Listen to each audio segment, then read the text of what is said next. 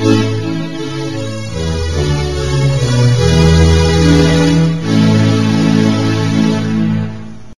ni radio Ijwi rya Rubanda. Urubuga rwa twese, ijambo ni iryanyu. Ku itariki ya 31 z'ukwa gatatu 2018, radio Ijwi rya Rubanda yahaye ababishaka nk'uko bisanzwe urubuga rwo kungurana ibitekerezo bisanzuye ku ngingo bifuzaga kuganiraho. Muri urwo rubuga rwa twese, abitabiriye ibiganiro bavuze ku ngingo zinyuranye. Iki ni igice cya 11 ari nacyo cya nyuma cy'ibyavugiye muri urwo rubuga rwa twese. Muri iki gice, mbere yo gusoza ikiganiro, abakitabiriye barakomeza kungurana ibitekerezo ku cyifuzo cyo guca umuco wo kubeshya, banagaruke gato ku bwicanyi, ibinyoma n'uburiganya byaranze inkotanyi kugeza ubu. Noneho rangiza komeza usoze Munana waruri gusoza ubwo twaje kwishije kubera ubwo we ko ngako kanyuzemo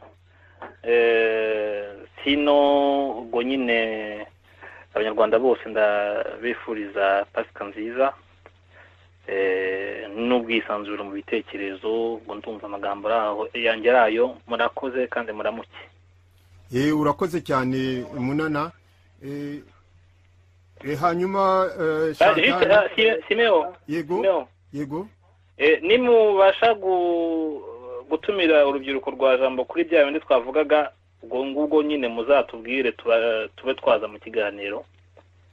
N'abandi nabo bafite icyo bashaka gutanga ibitekerezo kuri ibyo bya loi ya negationnisme, rwose ni bienvenue. Bashobora kunyandikira bakambwira bati twifuza ko twazabivugaho, noneho tukabipanga, nta kibazo. Ikindi kandi nkamwe muri mu Bufaransa, mushobora namwe kuba mubizi, iryo tegeko ryarasohotse mu Bufaransa, ariko ntabwo mwize muri kurikirana. Ryarasohotse ntabwo twabimenye. Buri muntu abari mu bye nyine. Itegeko rirahari mu Bufaransa, wenda ntirikaze nk'iryo bashaka gushyira mu ntuza, ariko bararitambukishije. Erega mu Bufaransa hari inkotanyi zikora, rero siho honyine, n'ahandi hose uretse abo Haguma yise ngo ibigoryi byirirwa bigira ubusa gusa hirya no hino, naho inkotanyi zifite ibyo zirimo. Bon, ukurikiyeho mu gusoza, harya Haguma wasoje? Oya, ntabwo nashoje, hari ariko no kugira mbere yuko nsoza nuko nagira icyo mvuga ku kintu cyerekeranye no kubeshya. Hari igitabo cyanditswe n'umugabo witwa Jean Paul Harwa. yabaye administrateur w'u Rwanda n'u Burundi kuva muri 1955 kugeza muri 1962. Hari aho yanditse nuko ndakibuka ipaje, yanditse ko yari agiye kuva mu Rwanda atazi ko Abatutsi barya, kubera ko ngo bahoraga bamubwira ko batarya, ko banywa amata n'itabi n'inzoga gusa. Urumva? Donc yakoranye nabo imyaka irenze 30, ariko buri gihe cyose bakamubwira ko batarya. Yaje kubivumbura ate, yavuze yarabatumiye ngo arababwira ati mama azaza kunsura, none ndagira ngo azaze mwereke abantu dukorana na mbese ibintu ibyo ngibyo. Atumira umwami Rudahigwa, atumira n'ibisonga bye n'abandi bose. Noneho abaye inzoga nk'uko bisanzwe, kubera ko bari bateguye n'ibiryo, batangira gutanga n'ibiryo. Bamwe barifata, abandi ntibashobora kwifata. Abifashe mbere abariye babona yuko abifashe babonye abandi bari kurya, babona ko ibiryo biryoshye, nyine nabo bagira untuza baja gufata. Avuga ukuntu hari umushefu umwe, uko atamuvuze umunyarana wamuvuze n'izina Dayere, wari yifi, kubera ko batari bazi uko barya amafi, apfa gukanjakanja ifi n'ibihwa byose. Ubwo yari igiye kumwitana. Ubwo rero urumva ko ikintu cy'ikinyoma, avuga ati nabazaga umwana w'umututsi ngo qu'est-ce que vous petit qu'est-ce que tu as mangé ngo umwana ubwo nyine yigaga n'ikinyarwanda avuga ati wariye iki ngo akamubwira ngo ntabwo mbizi urumva yabaza umwana w'umuhutu ati wariye iki umwana w'umuhutu ati nariye ibishyimbo nariye igihaza tusaha ibintu nk'ibyo ngibyo urumva donc ntihavuga ko amfete umututsi ngo ari passionné dans l'intrigue yarabyanditse ntabwo ari byo bivuga ati kugira ngo umenye icyo atekereza nuko umubaza ikibazo aho kugira ngo akigusubize akareba hirya akareba bagenzi be n'iki byose cyangwa waje kumusura akakoherereza subaliterine kandi ari ushaka kugira ngo ibyo subaliterine arakubwira wazavuga ati ntabwo ari byo namutumye ibintu nk'ibyo ngibyo ni ibintu birebire noneho mu gusoza icyo nakwifuza na cyambere nanjye nashimira radio ijwi rya Rwanda kubera umwete igira wo guha abanyarwanda bose ijambo ababishaka gusa ikibazo wenda tugira na mikoro makeya ariko mu by'ukuri ijwi rya Rwanda ni radio yabanjirije izindi zose zivugira hanze kandi zivuga uko zibishaka zikurikije umurongo wazo ariko radio y'ijwi rya Rwanda cyo nyikundira nuko buri muntu wese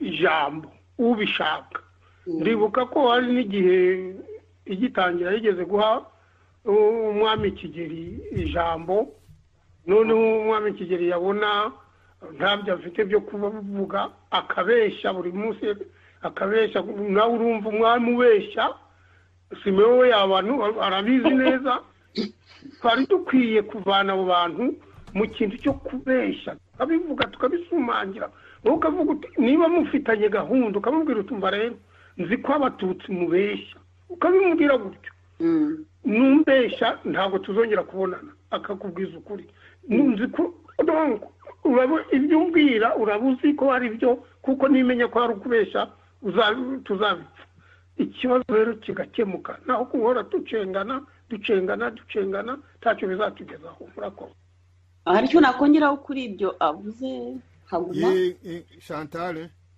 nagira ngo nongereho ko n'iki cyo kuvuga ngo kubeshya si ukubeshya gusa ahubwo batwigisha ko uvugisha ukuri ari ibintu biri hanze ko uvugishije ibyo ucishije hirya n'iki ari umuntu subtil uzi ubwenge ari ibintu noble kudagomba kuvuga ibintu byawe gutya donc icyo kintu ni ikintu bagushyiramo ku buryo usigara ugaya wa muntu uvuga ikintu spontane mu kintu kiri cyo ukavuga uti uri aravuga ibiki ko ibintu nubwo ari byo yarakwiye kubivuga gutya donc muragakura sinzi bana mu byumva ni kwa kundi bagushyiramo ikintu ugakura ufite valeur force ariko wowe utazi ko ari force ukabona ko ahubwo wawe uvuga ibintu gutyo ari we muntu vulgaire voilà wo hasi mudakwiye no kwegera mudakwiye no kuko mudahuje niveau kwa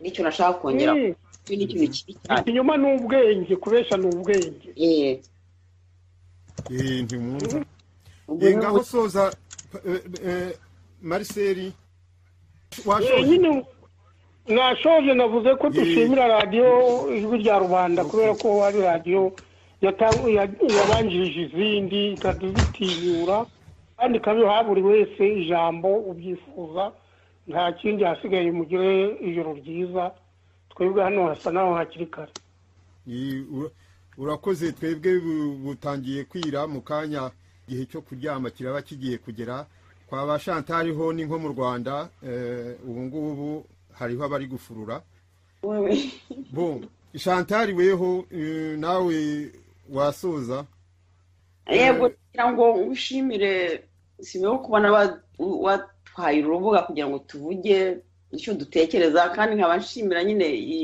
iyi radio yawe kuko uha buri muntu wese kuvuga icyo atekereza kandi ikintu ngushimira cyane comme une personnalité un homme que j'apprécie nuko wanabonye kuwanga ikinyoma wanga umuntu uvuga ibintu atazakora nicyo kintu wanga ndabona wowe abantu bavuga ngo uregisiye minisitiri Hutu ariko nabonye wo gukorana n'umuntu wese uwo ari wese yaba umututsi umutwa uvugisha ukuri uvuga ijambo akarikora akashaka kurigeza aho rigeza wanga umuntu w'ikinyoma kandi cyiza cyawe nuko ubimubwira ukamwereka ko ntuca ku rwanda byo kwereka umuntu ngo utamushyira amarareza uramubwira uti ibintu uramubaza ibibazo ku buryo abona ko ari we ufite amakosa icyo kintu ni ikintu ngushimira kandi nkaba nakuvuga nti yaba abantu bose benshi bari bameze gutyo ikibazo cy'u Rwanda cyaba gikemutseho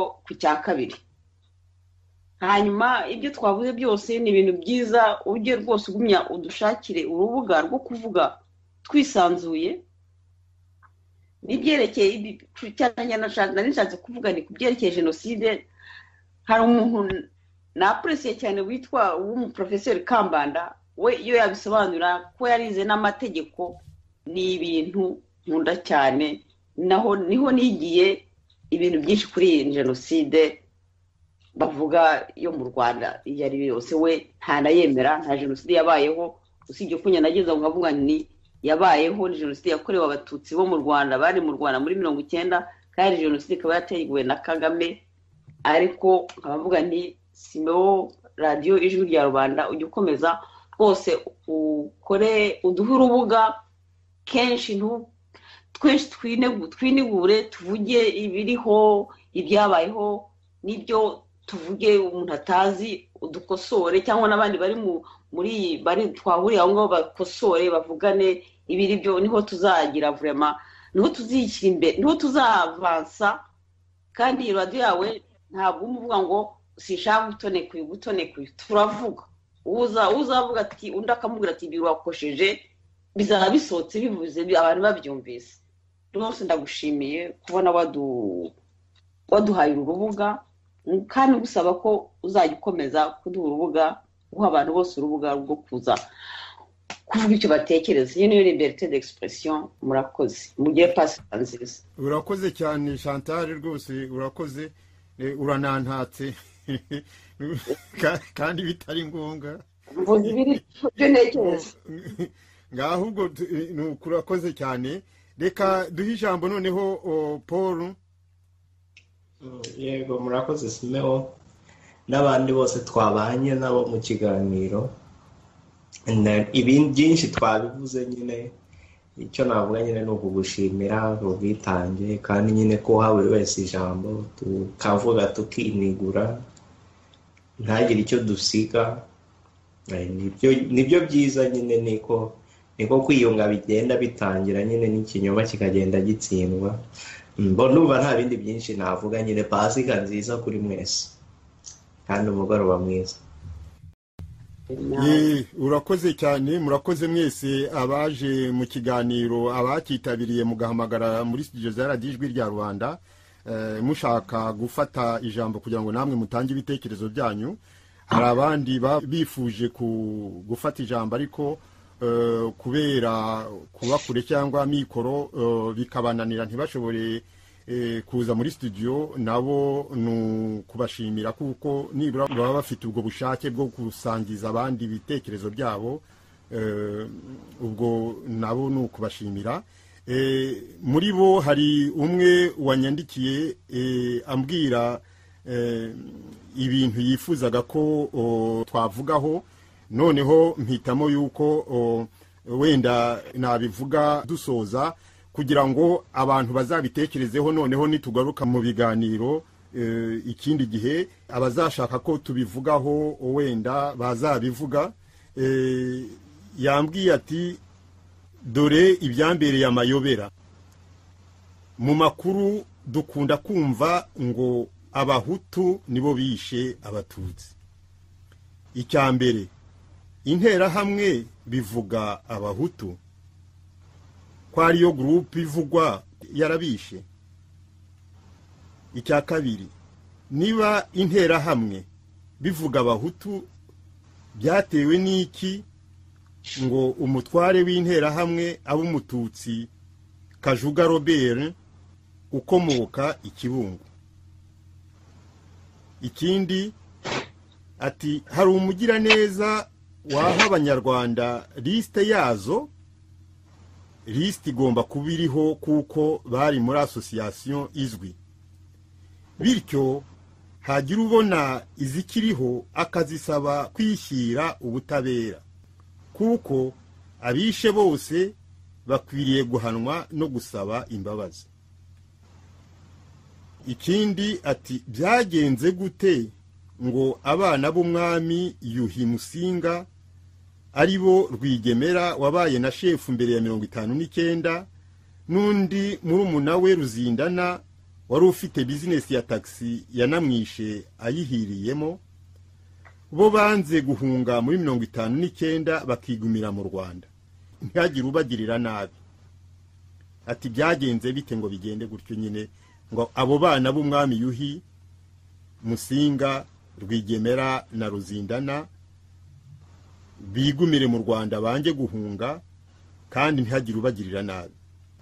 Ikindi ati byaba ari byo ko umwamikazi Gicanda Rosalia umugore w'umwami Rudahigwa mwene Musinga nawe ngo yahunze igihe gito cyane muri 59 nuko akagaruka mu Rwanda aho yakomeje kuba imyaka irenga 30. Ibyo nibyo bibazo yari yifuje ko twavugaho, kubera ko we ari ahantu byamurushya kubona communication na studio, kwinjira muri studio. Ubwo ndabibasomeye kugira ngo ababyumva bazabitekerezeho, bumve koko niba atari amayobera, cyangwa se bumve ko hari ibisobanuro byerekana koko yuko ibyo batubwira mu mateka, ibyo bashaka kudupakiramo bishobora kuba bitari mu kuri. Ni ibyo nyine yatubwiye. Ndamushimiye nawe kuba yatanze ibyo bitekerezo bye. Hari n'abandi bagiye bandika nk'abasubizi nti nimuhamagare ibibazo mu bitange, kubera ko ari mwe muzi ko byagira ariko ntibabone umwanya. Ubwo ntacyo bitwaye, n'ikindi gihe bazabona umwanya. Nkuko nabibabwiye, nyaboneka mwuku kwezi kwa kane reka tuzirikane abazize ubugome bw'inkotanyi n'intera hamwe bose muri rusange, tutavangura. Turebe ukuntu twagendera nibura kuri proposition yabariya basore n'inkumi bo muri Jambo, yerekana nibura gahunda y'ukuntu bene uko kwibuka byagenda. Hanyuma ku itariki ya 22 cyangwa se mu cyumweru cyo kuba hagati ya 18 na 25 ko ariho inkotanyi zakoze amarorerwa ndengakamere ikibeho, tuzige ukuntu nabyo byazakwibukwa, abantu tukabunamira. Hari abantu bameze nk'ababaye nk'inyamaswa, cyane cyane mu Bahutu. Nk'inyamaswa babona umuntu wapfuye wavuyemo wagize ate, bakumva yese ndamwibuka agaruke, bikamera nk'ibisimba, aho kugira ngo rwose bumve bababajwe n'icyo kintu babishibukire bagire bate. No, ugasanga bisa naho ntacyo bibabwiye ngo nta kirahinduka.